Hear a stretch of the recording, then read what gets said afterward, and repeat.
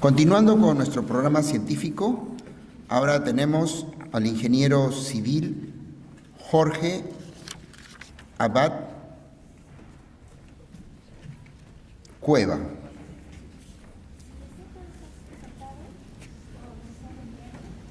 Él tiene el doctorado en Ingeniería Civil, es director de Ingeniería Ambiental y también director del Centro del Agua de la Universidad de Ingeniería y Tecnología UTEC. Recibimos al ingeniero Abad, al doctor Abad, con un aplauso. Él nos va a dar el tema científico de hidroeléctricas e hidrovías en la selva. Muchas gracias. Buenas tardes a todos. Voy a correr rápido porque solamente tengo 25 minutos. Es un placer para mí estar aquí. Yo estoy aquí bailando, danzando en lo que era Folcuni cuando estaba aquí en la Uni, así es que para mí es un honor estar acá compartiendo algo de lo que hacemos en la selva. Yo acabo de regresar al país después de 16 años. He hecho todos mis estudios graduados en Estados Unidos y he sido profesor en la Universidad de Pittsburgh en Pensilvania, pero ahora estamos empujando en lo que es en investigación en el tema de agua, en el tema de medio ambiente, en el tema de biodiversidad, como lo van a ver. Siguiente, por favor. Bueno, déjenme hablarles un poco sobre el sistema amazónico. Muchos de ustedes quizás no son de allá. Más o menos como 65 millones de años de atrás no existían los Andes. Como ven acá, los Andes eran, digamos, el agua, en vez de ir hacia el Atlántico, venía desde Brasil hacia lo que es Ecuador y Orinoco en Venezuela. Pero ya en 23 millones de años atrás se comienza a emerger, digamos, lo que conocemos como los Andes por las placas tectónicas y comienza a ver el sistema de PEVAS, donde el agua ya comienza a, digamos, tener bidireccionalidad. Siguiente. Algo más interesante, ya digamos, 7 millones de años atrás, se tiene la formación ya un poco más desarrollada de lo que es los Andes, donde comienza a haber una fuente no solamente de agua, sedimentos, sino nutrientes y minerales, que son los parámetros o los insumos necesarios para que toda esta Amazonía sea de la diversa como nosotros la conocemos. Siguiente. Entonces tenemos 6 millones de años atrás, digamos, tenemos la influencia de todos los sedimentos que llegan hasta Brasil, no solamente recorren todo Perú y Brasil, sino llegan hasta el Océano Atlántico, y esos sedimentos que se depositan en el Océano Atlántico son los responsables por la creación de continente. Entonces es importante la conectividad que existe entre los Andes y el océano, porque digamos, entre ellos dos conversan. Esta es la fuente de sedimentos y esto es donde los sedimentos llegan para, digamos, crear continente. Siguiente, por favor. Dentro del sistema amazónico moderno, al cual nosotros conocemos, tenemos, digamos, contribuciones desde Perú, Brasil, Bolivia, Ecuador, Colombia, etc. Y ustedes pueden ver en porcentaje la contribución en agua. Siguiente. Pero la contribución en sedimentos es muy pobre, no se sabe en porcentaje, digamos, no podemos decir 13% el Ucayali, etc. Se sabe más o menos que Perú contribuye en gran parte de los sedimentos porque estamos al pie de los Andes, todos los Andes.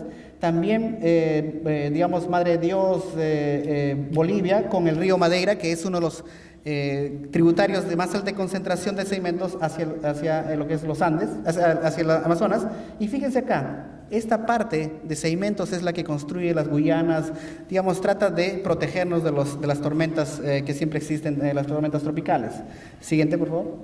Bueno, tengo charlas, digamos, en parte en inglés y en español, pero solamente son los títulos, así es que siguiente, por favor. Lo que vamos a ver es qué es lo que se va tratando de realizar en el Perú. Ustedes habrán escuchado hidrovías desde, digamos, Brasil, la idea de que Brasil salga hacia el Océano Pacífico, como navegando por todos nuestros ríos, ya sea el Ucayali, el Guayaga, el Marañón, y después utilizando todo el sistema de carreteras que ya está implementado. Entonces la idea es que Brasil comience a mover su carga, en vez de irse por Panamá, comience a mover su carga por acá y comience a utilizar los puertos en la costa norte de nuestro país. Siguiente. Esta inversión requiere no solamente, digamos, el estudio de los ríos o, digamos, el dragado en los ríos que existen en los sedimentos, sino también la construcción de diversos puertos en todo nuestro país. Y ustedes pueden ver los millones de dólares que se van a invertir o se invierten permanentemente en el desarrollo de puertos fluviales. ¿Cuál es el problema? que muchos de estos estudios, o la mayoría de estos estudios, no son hechos entendiendo la dinámica de los ríos. Un ingeniero civil las construye, las diseña, las construye, pero no se trata un poco de la parte técnica del río. O sea, el río tiene vida, como les voy a mostrar en esta presentación. Siguiente, por favor. No solamente son hidrovías, las presas. Este es un mapa de todas las presas en Sudamérica. Algunas están planeadas en rojo, otras ya están en operación. Por ejemplo, aquí la presa... esta es de Mazán, en el río Napo y el río Amazonas. Esa es una de las presas que, desató bastante controversia. Y la presa de Inambari, que estaba por acá. Bueno, hay bastantes presas que están construyendo en el río Madeira. Recuerden, el río Madeira es el tributario con más alta concentración de sedimentos. Y en nuestro lado, en la zona norte, en el Alto Marañón, están construyéndose, se están planeando muchas presas. ¿Cuál es el problema? Recuerden, los Andes provienen de sedimentos, nos dan sedimentos, nutrientes y minerales para que toda la Amazonía sea diversa. Si nosotros construimos presas en esta zona, estamos produciendo presas en la cantera de sedimentos, nutrientes y minerales. Entonces, ¿a dónde va? Que antes de desarrollar esta infraestructura, nosotros deberíamos entender cuáles son las consecuencias para no solamente Perú, sino para todo el sistema amazónico en Brasil. Siguiente. Acá una tablita, esta la pueden encontrar en la web, de todas las presas del Marañón y cuánto va a producir, en energía. Siguiente. Entonces, una de las cosas que yo me preguntaba era, ¿por qué no sabemos mucho de los ríos amazónicos? Yo creo que en Perú no sabemos mucho de los ríos en general, pero los ríos amazónicos son importantes porque la diversidad, ellos son los dispersores naturales de semillas, nutrientes, hábitats, etcétera. Y yo creo que nosotros tenemos que desarrollar investigación. Y es una de las razones por las cuales, me entusiasmé al regresar hace 2 meses a Perú, que estamos formando el Centro de Investigación y Tecnología del Agua, que va a ser lanzado en noviembre. Siguiente, por favor. Bueno, la idea es caracterizar, entender la dinámica de los ríos. Siguiente. Estos son todas las, este es el DM, que es el mapa y elevación digital de toda la cuenca amazónica. Acá están todos los ríos. Siguiente. Como pueden ver acá, desde Iquitos, son 100 metros de diferencia de nivel hacia el Océano Atlántico. O sea, no es mucha la diferencia de nivel. Lo que sí es el recorrido, con 6.000 kilómetros, la pendiente es muy, muy baja, pero aún cuando la pendiente es muy baja, tiene diferentes tipos de ríos. Fíjense acá, estos son los tipos de ríos meándricos, un solo canal, que después de mucho tiempo migran y dejan estos cauces antiguos, que en nuestra zona lo conocemos como tipishkas, o Oxbow Lakes o canales abandonados, ¿no? Son casos antiguos del río mismo. Siguiente. O también tenemos confluencia de meandros. 2 meandros llegan y comienzan a generar una nueva señal. Por ejemplo, los que utilizan o los que estudian señales o los que estudian olas, esto es casi lo mismo. Son 2 señales de diferente magnitud, frecuencia, amplitud, que se juntan y comienzan a generar otro tipo de señal. Siguiente, por favor. Y el río Amazonas. El río Amazonas no es meándrico, en inglés es branching, es como entrelazado. ¿Por qué? Porque tiene brazos. Por favor, cuando ustedes vean los libros o las figuras donde dice río Amazonas y es un meandro, eso no es el río Amazonas netamente, es un tributario del Amazonas, porque el Amazonas en todo su recorrido, desde Nauta hacia Brasil, tiene islas y tiene canales secundarios. Siguiente. Bueno, acá hay unas publicaciones, los que están interesados se los puedo pasar luego. Siguiente. Usualmente, uno revisa unos libros en todo el mundo, lo que comienzan a la gente a clasificar ríos es de acuerdo a la carga de sedimentos y de acuerdo, a la forma que ellos tienen. Pueden ser, ustedes fíjense acá, A, B, C, D, de acuerdo a la fotografía instantánea del río. Siguiente. Pero esta es una clasificación que yo le llamo estática. Es como si ahorita clasifico a todos de acuerdo al cabello, a la carita, a los ojos, etc. Pero no me dice nada más del comportamiento de cada persona. A eso es lo que queremos ir nosotros. Siguiente. Un río se tiene que tener de esta forma.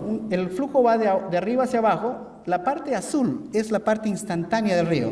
¿Qué quiere decir? 2016, 2017, 2020, 2050.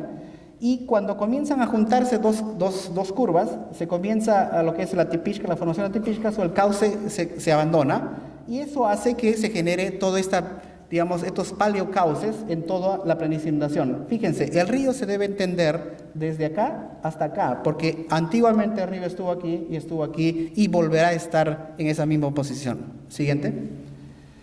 Esto es lo que yo le llamo una clasificación dinámica. Siguiente.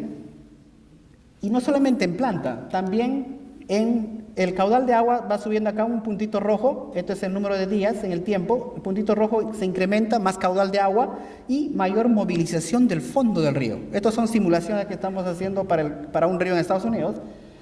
Ustedes pueden ver, de acuerdo al caudal de agua, los caudales de sedimentos se ajustan y de acuerdo a esos dos se comienza a generar más digamos, olas de sedimentos. Es lo mismo cuando ven en las dunas en el desierto o cuando van a la playa y ven las olas, lo mismo sucede en el fondo del río, hay olas de sedimento.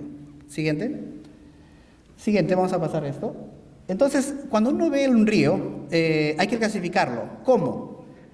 Digamos, nosotros desde los 70 tenemos imágenes satelitales, entonces hacemos sensoramiento remoto y en este es el caso del Tahuamano en Perú, Tahuamano East, digamos, en planta el río se ve de esta forma y lo utilizamos lo que son la teoría de onditas o wavelets, en este caso, ¿para qué? Para, de alguna manera, caracterizar cuánto es el tamaño o la amplitud y también la longitud de onda dominante de esta señal. Esta puede ser una señal de cualquier forma, pero en este caso es una señal de un río.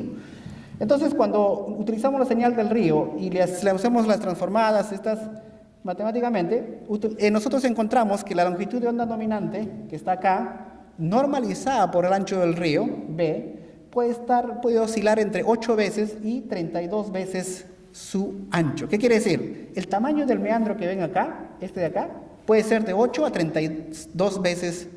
Obviamente, cada río tiene una frecuencia definida, una amplitud definida. Entonces hay que tratar de entender, si una persona se mueve 10 kilómetros por día versus otra persona se mueve 1 kilómetro por día, hay que entender la dinámica propia de un río. Entonces acá, si ustedes pueden ver, esta es la distancia a lo largo del río. El río oscila dependiendo de dónde está, qué tipo de meandro se encuentra, oscila en esta frecuencia. Siguiente. Entonces, eso es lo que queríamos mostrar, que digamos, el río hay que entenderlo no solamente con un tamaño de 10 kilómetros de curva, digamos, de un meandro, sino que oscila entre 8, puede ser a 12, puede ser, etcétera. Hay una desviación, una perturbación del estado natural de equilibrio. Siguiente. Bueno, otra cosa que publicamos es, si este es el caso de un río, seguimos, bueno, en este caso en Bolivia, seguimos con el Tahuamano. Acá ven el río, digamos, no me acuerdo qué año fue la imagen satelital, pero ustedes pueden ver los cauces antiguos aquí en negro. Siguiente. Los ríos no son libres, los ríos tienen un valle geológico, acá le escribo como a la izquierda, al derecho, tienen un valle geológico, o sea, quiere decir que el río tiene que obedecer primero a ese valle. Siguiente. Dentro de ese valle hay un ancho de valle, obviamente. Si es más confinado, obviamente el río no va a poder moverse mucho de ese eje de valle. Obviamente, si el valle es inmenso, el río va a tener mayor grado de libertad. Siguiente. Eso nosotros lo que escribimos en un artículo en una revista internacional, donde mostrábamos que el río en realidad tenemos que entenderlo, de que el rojo es el centro del valle, básicamente el eje del valle, y el río lo que hace es oscila entre, se va a la izquierda, se va a la derecha de ese eje del valle. Siguiente. Entonces, para ello nosotros hemos definido una nueva métrica que se llama, digamos, la amplitud del valle, que lo ven acá, y nosotros estamos tratando de caracterizar. Cada río tiene una amplitud, básicamente, cada río tiene una dinámica que se aleja de su eje principal del valle cada cierto tiempo. No solamente es espacial, sino temporal. Siguiente. Siguiente. Bueno, seguro esto no lo van a capturar, digamos, ahí cuando ven la figura, pero si les explico que este es el Marañón, y este de acá en azul, como ven, es el Ucayali, y este de acá es el canal de Purinahua, que es el Ucayali, ustedes en las imágenes satelitales solamente ven esos 3 ríos. Pero lo que estamos haciendo acá es, si alguno de ustedes ha ido a Pacaya Samiria, va a encontrar que el Samiria está por acá y el Pacaya está por acá. Esos ríos realmente no han formado su cauce. ¿Cómo me explico? Que el Ucayali antes no estuvo por acá, el Ucayali estuvo por acá, el Marañón no estaba por acá, y la confluencia en Nauta, que está acá, antes habrá sido aquí. No tengo la idea de cuánto tiempo, pero geológicamente uno puede entender que toda esta zona está llena de cauces antiguos o paleocauces. ¿Qué quiere decir? Que los ríos han jugado un papel importante en lo que es el desarrollo de la biodiversidad de Pacaya Samiria, algo que muy frecuentemente no se escucha. Que los ríos, digamos, son los responsables de toda esa biodiversidad. Siguiente, por favor. Bueno, vamos a hablar un poquito más de los procesos que pasan en los ríos. Siguiente. Esto es una simulación que estamos realizando para el cauce, para el corte de meandros. ¿Cómo se abandona un cauce? No sé si puede ver, son unas mallas no estructuradas, es digamos un modelo de elementos finitos, donde estamos mostrando de cómo estas dos partes se juntan, se comienza a abrir y comienza a erosionar aguas arriba y comienza a depositar aguas abajo, y es por eso que este cauce antiguo, o digamos cauce, se abandona y se forma un cauce antiguo. Siguiente. Acá lo van a ver un poco mejor. El agua, los vectores iban por acá, pero una vez que se juntó estos dos canales, el agua comienza a discurrir directamente y comienza a modificar. Fíjense. No solamente el agua, los sedimentos, la morfología. Entonces, ¿qué pasa? Que, por ejemplo, estas son zonas ricas para pesca. Entonces, no todo es malo. Cuando hay cortes, la gente sabe que acá es donde tiene que ir a pescar. Obviamente, si está conectado con el río actual. Siguiente. Siguiente. Cuando dos ríos se juntan, fíjense acá, un río M, que es el main o el principal, un tributario. Fíjense acá, las dos señales de ríos son muy diferentes en amplitud y en longitud de onda, y el río que nace de esa confluencia es totalmente diferente, de diferente tamaño, son mucho más grandes. ¿Qué quiere decir? Que obviamente hay que entender el lado opuesto. ¿Qué pasa si yo, en vez de tener un tributario, lo que hago es sacarle material al río o sacar agua? ¿Qué es lo que voy a hacer aguas abajo? Voy a cambiarle opuestamente esa morfología, ese tamaño de río. Entonces ahí es donde quiero que ustedes presten atención, que no solamente es la naturaleza nos enseña todas estas cosas, pero también nos podría enseñar a decir, bueno, ¿qué pasa si yo en vez de ponerle agua, le saco agua, un trasvase al lago Titicaca o un trasvase a las zonas fértiles de la costa? ¿Qué pasa con este río aguas abajo? De repente lo que era 10 kilómetros de longitud de onda van a reducirse a 2 o 3 kilómetros. No solamente el tamaño, sino la actividad. De repente van a ser mucho más dinámicos, se van a mover mucho más, o de repente más inundaciones. Eso es lo importante. Siguiente.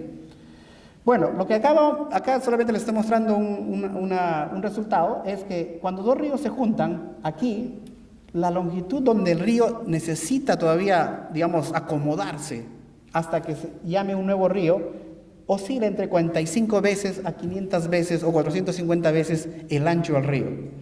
¿Qué quiere decir? Que si nosotros perturbamos al río, podemos tener 450 veces del ancho del río el efecto aguas abajo. Si yo construyo una presa en un río, puedo tener 450 veces el efecto aguas abajo. O sea, es importante. O si yo comienzo a dragar y no son estudiadas esos dragados, podemos modificar la estructura del río completamente. Siguiente.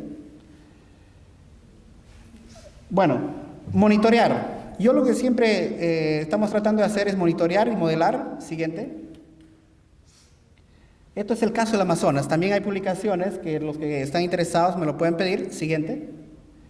El Amazonas es este. Nauta está por acá, este es el Marañón, Ucayali y Iquitos está por acá.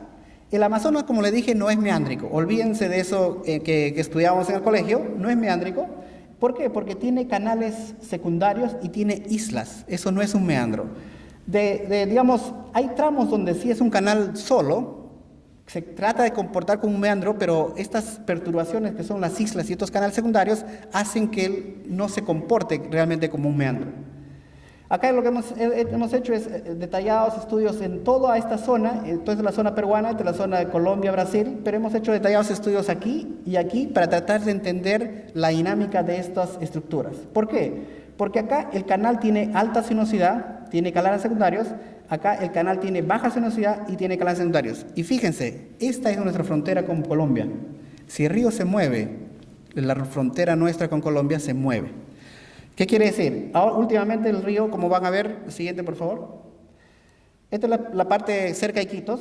el canal principal se mueve bastante y los canales secundarios se mueven. Este es, digamos, lo entendemos nosotros porque acá alguien tiene que hacer el trabajo de migrar, de mover todos los segmentos. ¿Quién hace? El canal principal y el canal secundario. En el caso de nuestra frontera con Colombia y Brasil, solamente el canal principal se mueve. ¿Qué quiere decir? Que todo el trabajo de mover, redistribuir agua, sedimentos, lo hace solamente el canal primario. Y este canal se está yendo cada vez más hacia Perú. ¿Qué quiere decir? Que nuestra frontera puede estar migrando más hacia Perú. ¿Pero hay un problema con eso? No, porque Colombia lo que quiere es acceso al agua, no quiere ganar territorio en esta zona. O sea, ahí viene el otro tema, que el agua se comporta como un factor más diplomático en vez solamente del uso y manejo del agua. Siguiente. Estos son los trabajos que hacemos con el Servicio de Hidrografía. Ellos tienen equipamiento, déjeme decirle, del primer nivel en la selva. Y bueno, se hace bastante batimetría, un levantamiento detallado milimétrico de todos los ríos amazónicos navegables. Este es el instrumento que se llama Multias para medir los fondos de ríos. Siguiente. También se utilizan, GPS para georreferenciar los niveles de agua, y también se utilizan instrumentos acústicos para medir la velocidad del agua. Y ellos tienen una embarcación que es el Stilich para, digamos, hacer transporte cuando van a hacer mediciones por 1 mes, 2 meses en la Amazonía. Siguiente. Entonces, lo que yo quería dejarle mensaje es, nosotros aquí, antes de que existan estos megaproyectos, digamos, últimamente se hablaba de la carretera hacia Iquitos, donde PPK lo mencionó, la idea es lo siguiente, la idea es lo siguiente, antes de hacer estos megaproyectos, nosotros deberíamos entender cuáles van a ser los impactos, no solamente en el río, cuáles van a ser los impactos en la biodiversidad. Siguiente. Bueno, esta es la presa de Mazán, no lo voy a cansar con números. Siguiente. Lo que se está tratando de hacer es, este es el Napo, este es el Amazonas, esta es la presa, la hidroeléctrica. Siguiente. Lo que se está tratando de hacer es modelar todo el Napo y todo el Amazonas para tratar de entender qué pasa en condiciones normales, líneas de base, y después cuando le ponemos la presa, qué va a pasar con el río aquí, qué va a pasar con la parte del Napo acá, va a sedimentar las aves, los peces, qué va a pasar con la conectividad, etc. Siguiente. Este es el caso en el río Madeira. Río Madeira, la más alta concentración de sedimentos. Siguiente. Nosotros fuimos a medir antes de que la presa esté operativa en 2012. O sea que tenemos datos suficientes para nosotros volver al campo y comparar qué es lo que está pasando y cómo predecimos nosotros que la presa va a afectar en 25 o 50 años. Siguiente. Bueno, conclusiones, ya les hablé que, digamos, hay que tratar de entender, y tenemos nosotros acá en Perú alta biodiversidad, no solamente, digamos, de especies, sino de ríos, de ciencia, que yo creo que requiere que chicos como ustedes estudien. Siguiente. Bastante monitorear. Tenemos bastante conexiones en Perú, el IGP, el IAP, el CENAMI, muchas instituciones que están haciendo trabajos lindos. Siguiente. Siguiente, por favor. Otra vez, entender el río como un ambiente dinámico. Siguiente. Y hay que educar. Yo creo que no solamente estudiantes, hay que educar sobre todo, yo creo que a las autoridades. Eso es nuestra principal responsabilidad. Siguiente. Y una de las cosas que de repente probablemente habrán escuchado en Facebook, yo fui el fundador de que es Crear Amazonía, y tenemos un curso anual de 2 semanas en la Amazonía. Este año va a ser del 9 al 20, ya es muy tarde para aplicar, pero fíjense, el otro año tenemos, estas son las páginas web, ese es un curso de introducción a la Amazonía. Nos vamos 3 días a Pacaya Samiria, tenemos cursos de ecología acuática terrestre, yo dicto sobre mecánica de ríos o dinámica fluvial. Nos vamos a hacer un día de sobrevivencia en la selva con la marina, etc. Es un curso interesante, vean la página web. Siguiente. Estas son algunas fotografías de lo que hacemos en Pacaya Samiria. Hacemos censo de caimanes, tratamos de entender pesca artesanal, hacemos transectos, etc. La idea es que alguien que quiera hacer investigación en la selva no necesariamente tiene que ser ingeniero o ecologista o biólogo, etc. Yo creo que hay que mirar la selva o la Amazonía como un concepto un poco más grande. Siguiente. Y con esto termino. Les invito el 2 de agosto, ya el día martes. Esto es una de las charlas, del centro que estoy director. La primera charla que va a ser con el doctor Thomas Lovejoy de Estados Unidos, y que está coorganizada con el Departamento de Estado de Estados Unidos. Entonces, tenemos panelistas invitados, Mariana Montoya de WCS y también Pepe Álvarez de el MINAN. Así es que yo les invito, digamos, si ustedes pueden ver, Thomas fue miembro consejero, digamos, de presidentes como Reagan, Bush, Clinton, y ustedes pueden ver que él sí tiene una palabra que decir sobre temas de biodiversidad y cuáles son las amenazas en nuestra cuenca amazónica. Siguiente, por favor. Bueno, con eso, muchas gracias y un placer otra vez estar en mi alma mater y gracias.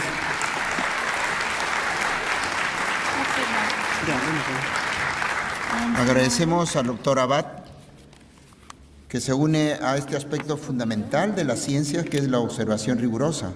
En la primera exposición tuvimos sobre la observación sobre los efectos eléctricos. Aquí tenemos la comisión de certificado dando el diploma.